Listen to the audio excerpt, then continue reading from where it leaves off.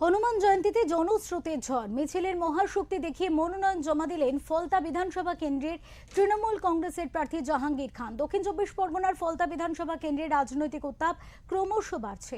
এই আবহে বৃহস্পতিবার হনুমান জয়ন্তীর পুণ্যতিথিতে শক্তি প্রদর্শনের মধ্য দিয়ে মনোনয়নপত্র জমা দিলেন তৃণমূল কংগ্রেসের প্রার্থী জাহাঙ্গীর খান। দিনটি ঘিরে ছিল উৎসবের আবহ, আর সেই আবহকেই কাজে লাগিয়ে বিশাল জনসমাগমের মধ্য দিয়ে নিজের প্রার্থীপদকে আরো জোরালোভাবে তুলে ধরলেন তিনি। এদিন সকালে ডায়মন্ড হারবার মহকুমার ময়দান থেকে শুরু হয় বিশাল মিছিল। হাতে দলীয় পতাকা, মুখে স্লোগান আর সঙ্গে ছিল ঢাক ঢোল বাদ্যযন্ত্র। সব মিলিয়ে একেবারে উৎসবের চেহারা নেয় গোটা এলাকা। কয়েক হাজার কর্মীর সমর্থক এই মিছিলে পা মেলান বলে দলীয় সূত্রে জানা যায়। মিছিলটি 117 নম্বর জাতীয় সড়ক ধরে অগ্রসর হয়ে পৌঁছয় ডায়মন্ড হারবার প্রশাসন ভবনে, যেখানে জাহাঙ্গীর খান আনুষ্ঠানিকভাবে নিজের মনোনয়নপত্র জমা দেন। মিছিল চলাকালীন রাস্তার দুধারে দাঁড়িয়ে থাকা সাধারণ মানুষও এই দৃশ্য উপভোগ করেন। অনেকেই হাত নেড়ে শুভেচ্ছা জানান প্রার্থীকে। স্থানীয়দের একাংশের মতে এত বড় মিছিল এই এলাকায় খুব কমই দেখা যায়, যা স্পষ্টভাবেই তৃণমূল কংগ্রেসের সংগঠনের শক্তিকে তুলে ধরেছে।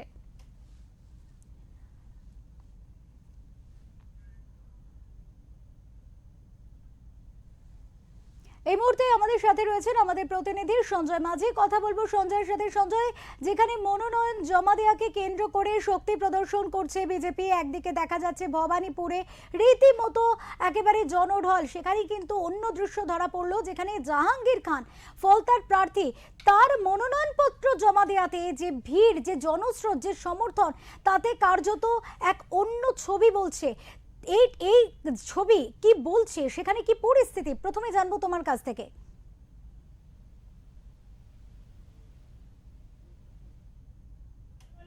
সঞ্জয়, শুনতে পাচ্ছ? আমাদের প্রতিনিধির সাথে আমরা আবারও যোগাযোগ করার চেষ্টা করব। এই মুহূর্তে আপনাদের কাছে ফিরবো। আবারও একবার জানিয়ে রাখতে চাইবো, মনোনয়নপত্র জমা দিলেন জাহাঙ্গীর খান। সেই দৃশ্য আপনারা দেখতে পাচ্ছেন। জাহাঙ্গীর খান, যার নাম শোনা গিয়েছে বিরোধী দলনেতা শুভেন্দু অধিকারীর গলাতেও, সেই জাহাঙ্গীর খান যিনি মানুষের সমর্থনে জনস্রোতে ভেসে আজ মনোনয়নপত্র জমা দিতে পৌঁছন, সেখানে কার্যত তার অনুরাগীদের ভিড় দেখা যায়, সমর্থকদের ভিড় দেখা যায়। সেখান থেকে সরাসরি রয়েছে আমাদের প্রতিনিধি সঞ্জয় মাঝি।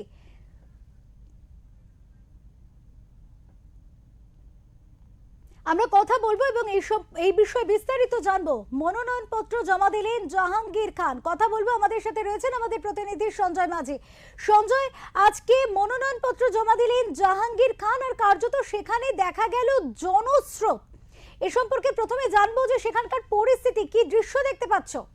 দেখো অপরূপা, তোমাকে যেমন প্রথমটাই বলে রাখি, আজকে দক্ষিণ চব্বিশ পরগনা বলা যেতে পারে এক প্রকার হেভি ওয়েট প্রার্থী জাহাঙ্গীর খান মনোনয়নপত্র জমা দিয়েছে। অপরদিকে বিজেপি পক্ষ থেকে আজকে শুভেন্দু অধিকারী মনোনয়নপত্র জমা দিয়েছেন। শক্তি প্রদর্শন, সাধারণ মানুষের ভিড় ছিল শুভেন্দু অধিকারীকে ঘিরে, যেমনটা ঠিক তেমন উল্টো চিত্র একদম ফলতাতে প্রথমবার দাঁড়িয়েছেন জাহাঙ্গীর খান। জাহাঙ্গীর খান হচ্ছে অভিষেক বন্দ্যোপাধ্যায় একাদশ সৈনিক বলা যায়, বা বলা যেতে পারে এক কথায় ওয়ান ম্যান আর্মি। ঠিক আছে, দক্ষিণ চব্বিশ পরগনা যতগুলো হেভিওয়েট ক্যান্ডিডেট আছে তার মধ্যে জাহাঙ্গীর খান একটা ক্যান্ডিডেট, যার সাধারণ মানুষের উদ্দীপনা এবং প্রশাসন এবং বিরোধী দলনেতা শুভেন্দু অধিকারীর মুখে একাধিকবার জাহাঙ্গীর নাম শোনা যেত। সেই জাহাঙ্গীর খান আজকে মনোনয়নপত্র জমা দিলে, শুধু মনোনয়নপত্র জমা দেওয়া সাধারণ মানুষের ভিড়, ডায়মন্ড হাওড়া যে নমিনেশন হলে যে নমিনেশনপত্র জমা দিতে এসছেন গঙ্গার ধারে অসংখ্য মানুষ, এবং তারা আজকেই ব্যান্ড বলা যেতে পারে এক প্রকার যেন বিজয় উল্লাস হচ্ছে। জাহাঙ্গীর খান মনোনয়নের পত্রে জমা দেওয়াতে সাধারণ মানুষ আজকে সেই দিনটাকে এমন ভাবে পরিবেশন করছে যেন আজকে জাহাঙ্গীর খান নয়, তিনি ফলতায় তিনি বিজয় হয়েছেন, এমনটাই পরিবেশন করেছেন। অপরূপা।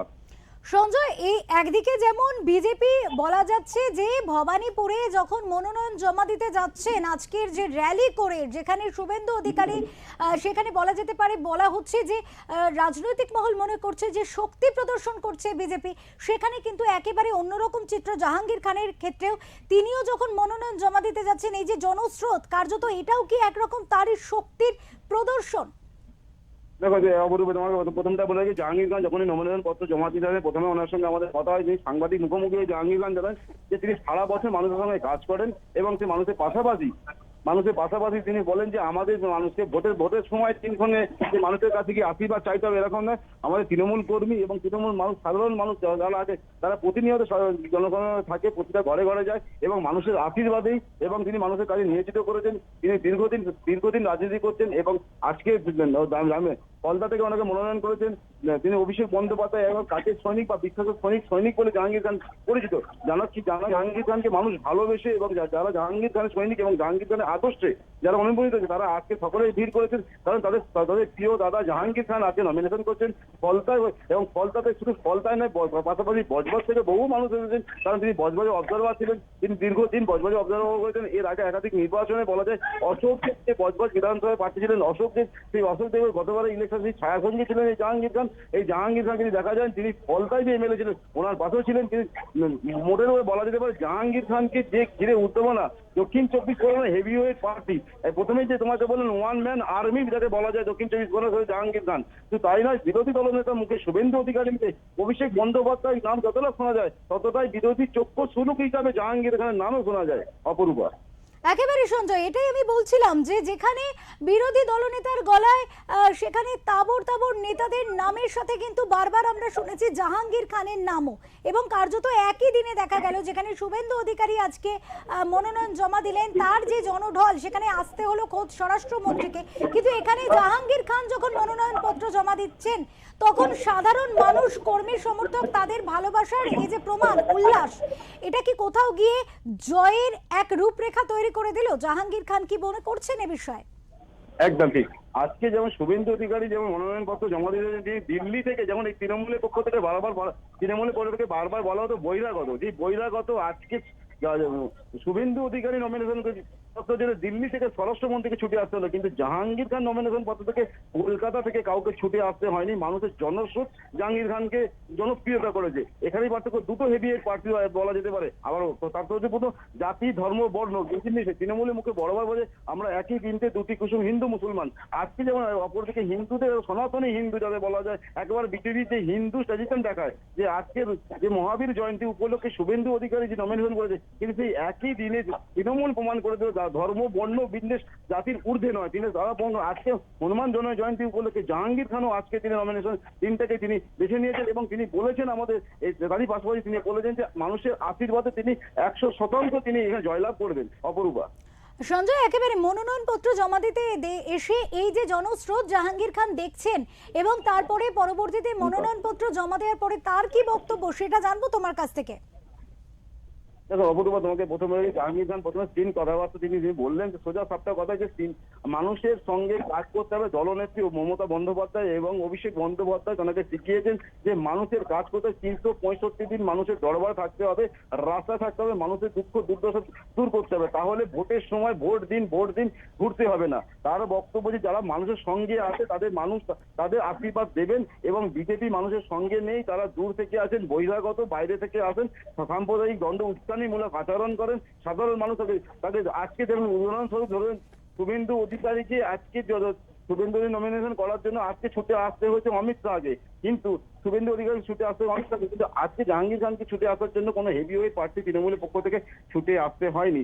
সাধারণ মানুষের আশীর্বাদ এবং সাধারণ মানুষের কর্মীদের ভালোবাসা তাকে টেনে এনেছে। আজকে দীর্ঘ টাইম এই যে আজকে ভীষণ রোদ, সেই রোদ ডায়মন্ড হারবার রাস্তা ধরে প্রচন্ড রোদ, সাধারণ কর্মী মানুষরা এখনো উল্লাসে আছেন এবং তারা ব্যান্ড এবং বাদ্যযন্ত্র নিয়ে এসেছেন। যাদের দাদা বেরোবেন, দাদা নমিনেশন করার জন্য তারা স্বতঃস্ফূর্ত ভাবে সাধারণ মানুষ এসেছে।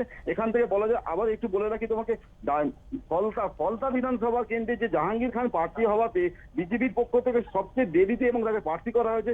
জাহাঙ্গীর খান এমন একটা অর্থাৎ দক্ষিণ চব্বিশ পরগনা হেভি হয়েছে, তার বিরুদ্ধে বিজেপির ক্যান্ডিডেট ঠিক করতে গিয়ে যথেষ্ট হিসবিস খেতেছে সূত্র মারফতে, এটা আমরা জানতে পারি। অপরূপা, অনেক ধন্যবাদ সঞ্জয়, অনেক ধন্যবাদ তোমাকে।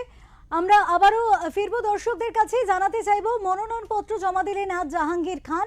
এখানে স্বাভাবিকভাবেই তিনি ধর্ম বর্ণ এক নির্বিশেষে বার্তা দিতে চেয়েছেন সম্প্রীতিরও, কারণ যে হনুমান জয়ন্তী সেখানে কিন্তু বিজেপি একচ্ছত্র জয় শ্রীরাম স্লোগান নিয়ে বারবার বিড়ম্বনার সৃষ্টি করার চেষ্টা করে তৃণমূল কংগ্রেসের, এমন অভিযোগ উঠে আসে।